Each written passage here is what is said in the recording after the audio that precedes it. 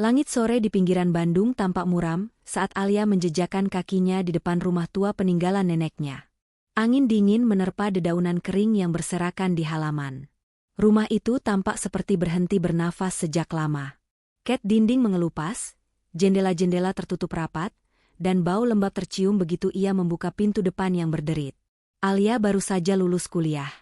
Ia memutuskan pindah ke rumah neneknya untuk menghindari hiruk-pikuk kota dan mencari ketenangan. Rumah ini sudah lama kosong sejak Nenek Sari meninggal 3 tahun lalu. Meskipun keluarganya ingin menjualnya, Alia merasa ada sesuatu yang mengikat dirinya dengan rumah itu. Hari-hari pertama ia habiskan membersihkan debu dan sarang laba-laba. Tapi ada satu ruangan yang selalu terkunci, loteng. Kuncinya tergantung di dapur. Namun setiap kali Alia ingin mencobanya, tubuhnya seperti enggan. Ada bisikan halus dalam pikirannya yang berkata, belum saatnya. Pada malam ketiga, Alia terbangun oleh suara langkah kaki dari atas. Langkah itu berat, perlahan, dan terdengar seperti menyeret. Ia memandang langit-langit kamarnya yang langsung berbatasan dengan lantai loteng. Langkah itu berhenti. Lalu terdengar suara, seperti napas berat. Pagi harinya, ia bertemu dengan Pak Darto. Lelaki tua itu adalah penjaga rumah yang dulu bekerja untuk Nenek Sari. Wajahnya keriput, matanya tajam. Ia memperingatkan Alia agar tidak membuka loteng. Katanya, Nenek Sari pernah berpesan, biarkan yang disegel tetap tersegel. Tapi Alia tidak bisa menahan rasa penasaran. Sore itu, setelah memastikan Pak Darto telah pergi, Alia mengambil kunci tua dari dapur dan menaiki tangga kayu menuju loteng. Setiap langkah menimbulkan suara decit. Udara di atas terasa jauh lebih dingin, dan gelap meski matahari masih bersinar. Di sudut loteng yang penuh debu, ada sesuatu yang ditutupi kain hitam. Ketika Alia menyibakannya, ia menemukan sebuah cermin besar dengan bingkai kayu tua penuh ukiran. Cermin itu tampak bersih, padahal seluruh ruangan berdebu. Alia menatap bayangannya. Bayangannya menatap balik. Tap, tersenyum. Alia mundur selangkah. Tubuhnya gemetar. Ia mengedipkan mata, dan senyum itu menghilang. Kini bayangan itu kembali netral, seperti dirinya. Tapi perasaan aneh itu tidak hilang. Sejak saat itu, Alia merasa selalu diawasi, terutama saat berada dekat cermin. Ia tidak menceritakan hal ini kepada siapapun. Tapi saat temannya, Rani, datang berkunjung akhir pekan, Rani langsung merasakan hawa berbeda. Rani adalah seorang perawat, terbiasa menghadapi pasien dengan kondisi mental ekstrim. Tapi di rumah itu, ia merasa tidak nyaman. Alia, kamu yakin tidak ada orang lain di rumah ini? Tanya Rani malam itu. Alia menjawab dengan gugup. Tidak, hanya aku. Namun malam itu, Rani melihat sesuatu dari balik jendela kamarnya. Di luar, dalam gelap, berdiri seseorang atau sesuatu yang mirip Alia. Wajahnya pucat, mata kosong, dan senyum-senyum yang sama seperti di cermin. Rani membangunkan Alia, yang tertidur di kamarnya. Alia bingung. Ia bersumpah tidak keluar kamar. Mereka berdua keluar bersama untuk memeriksa sekeliling rumah, tapi tidak ada siapapun. Tapi tanah di taman belakang terlihat seperti baru saja diinjak. Jejak kaki telanjang, mengarah ke dinding luar, tepat di bawah loteng. Pagi harinya, Alia merasa tubuhnya lemas. Ia mulai sering bermimpi aneh, berada dalam ruang cermin tak berujung, dikelilingi oleh bayangan dirinya yang menatap dan berbisik dalam bahasa yang tidak ia mengerti. Sementara itu, Rani menemukan sebuah buku tua di rak bawah tangga. Buku harian milik Nenek Sari. Di halaman terakhir tertulis, cermin itu tidak memantulkan kita. Ia menunggu, menggantikan. Setelah membaca buku harian tersebut, Rani mendesak Alia untuk menjauh dari cermin. Namun Alia semakin terobsesi. Ia merasa semakin dekat dengan sosok dalam cermin. Bahkan, ia mulai bermimpi berdiri di balik permukaan kaca, memandang dirinya sendiri di dunia nyata. Pak Darto muncul lagi keesokan harinya, lebih cemas dari sebelumnya. Ia membawa sebuah kotak besi kecil, isinya segel berbentuk simbol aneh. Ini dulu dipasang di bingkai cermin oleh ibu kalian sebelum Sari, katanya. Tapi simbol ini dilepas saat Sari mulai mendengar suara-suara. Rani memperhatikan simbol itu mirip dengan yang ada di halaman terakhir buku harian. Ia curiga bahwa cermin tersebut adalah semacam portal, bukan hanya pantulan biasa. Pak Darto menceritakan bahwa dahulu kala, Nenek Sari pernah mengalami kejadian misterius selama bertahun-tahun. Ia berbicara dengan cermin, terkadang tertawa sendiri, lalu menjadi sangat tenang seperti kehilangan jiwanya. Hingga akhirnya ia menyegel cermin itu dan melarang siapapun membukanya. Sementara itu, Alia semakin berubah. Ia mulai berbicara dengan dirinya sendiri. Kadang suaranya berbeda. Pak Darto yang mendengarnya diam-diam dari luar kamar merasa bahwa suara Alia tidak hanya satu. Ada dua. Salah satunya lebih berat dan penuh kebencian.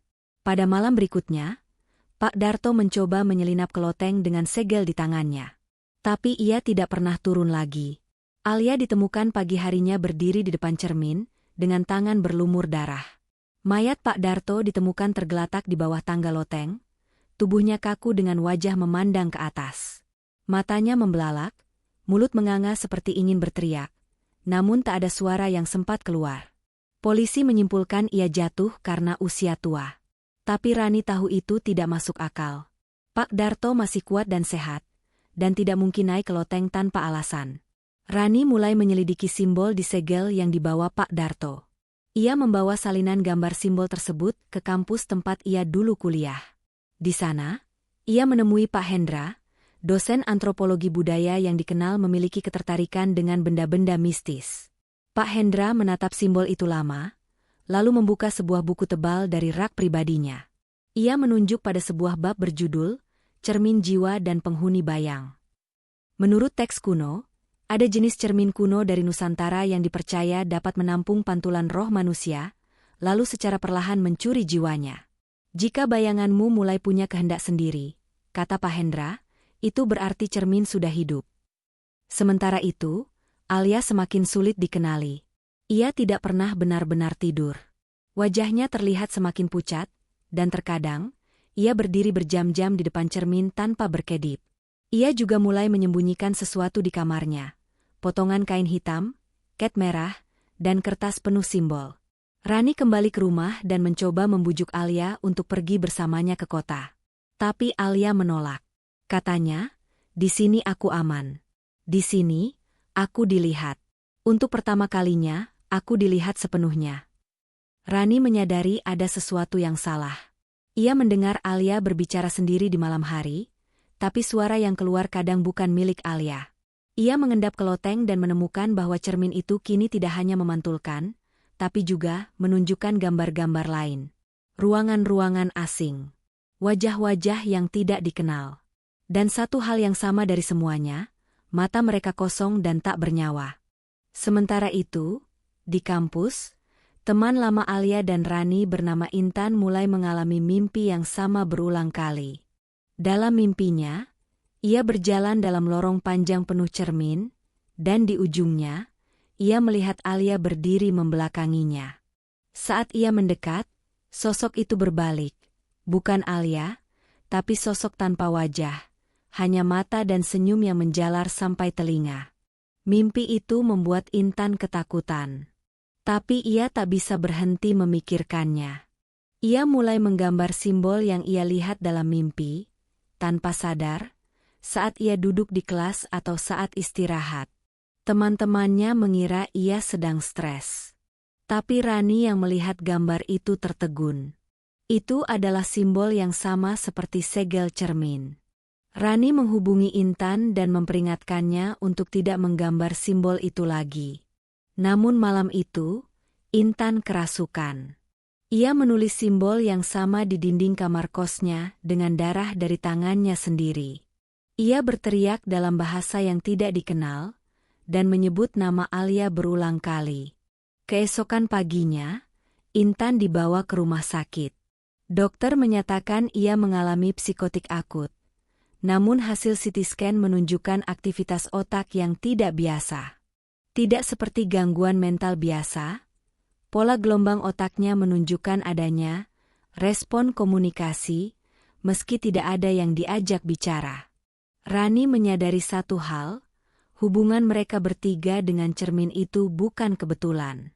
Semua bermula dari satu garis darah.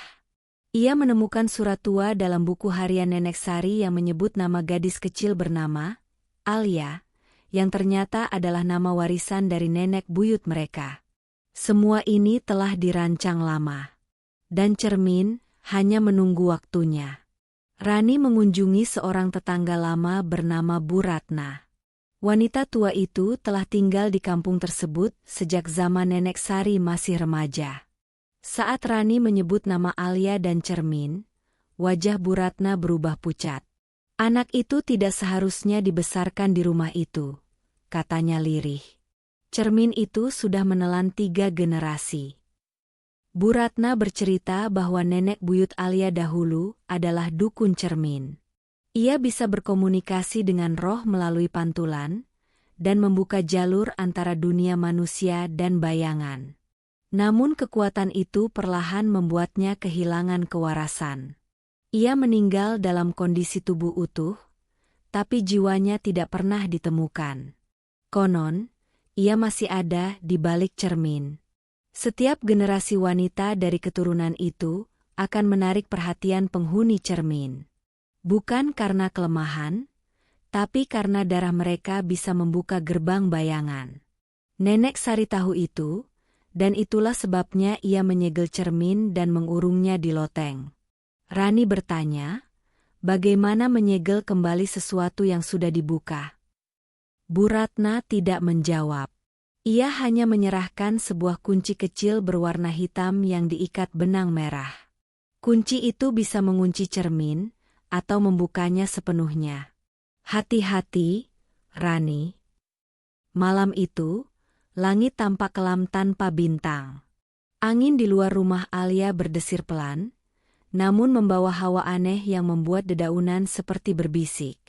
Di dalam loteng, Alia berdiri di depan cermin sambil menggumamkan sesuatu dengan suara rendah, seolah membaca mantra dari kertas yang ditulis dengan tinta merah. Rani tiba di rumah membawa kunci dari Bu Ratna, dan langsung naik ke atas. Tapi saat ia membuka pintu kamar Alia, ruangan itu kosong. Dinding penuh coretan simbol. Udara begitu dingin. Lantai bergetar perlahan. Di loteng, pintu terbuka lebar. Rani naik pelan. Saat ia mencapai lantai atas, ia menemukan Alia sudah berdiri di depan cermin dengan tubuh gemetar. Namun sesuatu terasa salah.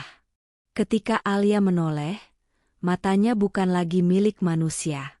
Hitam seluruhnya. Senyumnya tidak menunjukkan kegembiraan, tapi kelaparan. Alia, suara Rani gemetar. Sosok itu menyeringai. Alia sedang tidur. Sekarang aku yang di sini. Seketika cermin memancarkan cahaya keperakan. Dinding bergetar. Angin bertiup dari dalam kaca. Bayangan mulai keluar, bentuk samar manusia tanpa wajah. Mereka mendekat perlahan, mengelilingi Rani. Ia mencoba membaca mantra penutup yang ditemukan dalam buku harian Nenek Sari, namun suaranya tersendat. Tangannya menggenggam kunci hitam itu erat. Cermin berdenyut seperti jantung. Sosok Alia yang kerasukan mulai mengangkat tangannya, menarik sesuatu dari dalam permukaan kaca. Sebuah tangan muncul dari cermin. Panjang, kurus, jari-jarinya seperti cabang kering. Waktu terasa berhenti. Cermin memancarkan cahaya dan bayangan silih berganti. Rani tertarik perlahan, kakinya tak bisa bergerak, seolah lantai menjadi lumpur yang menyedotnya. Di sekelilingnya, suara-suara bergema. Bukan dalam bahasa manusia. Tapi Rani mendengar namanya dipanggil. Alia, Rani, Intan, suara-suara itu memanggil dari balik cermin. Tiba-tiba, dari belakang, terdengar suara keras. Intan muncul di loteng, matanya masih merah, namun kini sadar. Ia memegang simbol yang ia gambar selama berhari-hari. Tanpa ragu, ia menempelkannya ke bingkai cermin. Cermin menjerit. Sosok Alia yang kerasukan meronta dan berteriak. Wajahnya berkedut. Tubuhnya terangkat beberapa senti dari tanah. Rani memanfaatkan momen itu untuk memasukkan kunci hitam ke celah bingkai cermin. Ia memutar perlahan, sambil membaca mantra dengan suara pecah dan lirih. Cermin retak sedikit. Dari dalamnya, wajah-wajah tak dikenal menjerit. Bayangan yang keluar mulai tertarik kembali ke dalam. Tapi sosok Alia tidak. Ia menahan sisi cermin, berusaha tetap tinggal di dunia nyata. Rani menatap mata sahabatnya. Lepaskan. Kamu masih bisa kembali. Namun sosok itu tertawa. Aku tidak mau kembali. Di sini aku hanya bayangan. Di sana aku bisa menjadi nyata. Rani dan Intan tersudut. Cermin mulai menelan ruangan. Retakan-retakan muncul di langit-langit dan dinding. Cahaya dari cermin kini menyilaukan.